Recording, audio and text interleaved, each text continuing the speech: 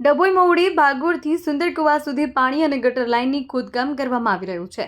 છેલ્લા એક અઠવાડિયાથી કામ ચાલી રહ્યું છે, જેને કારણે વિસ્તારની પ્રજા તાહીમામ પોકારી ઉઠી છે।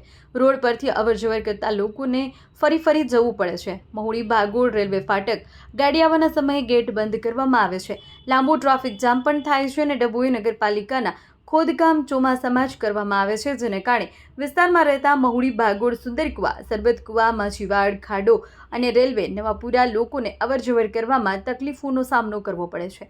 એક અઠવાડિયાથી મન ગતિથી ચાલી રહ્યું છે કામ અને કોન્ટ્રાક્ટરની બેદરકારીના કારણે હાલ પ્રજાને તેનો ભોગ બનવાનો વારો આવ્યો છે।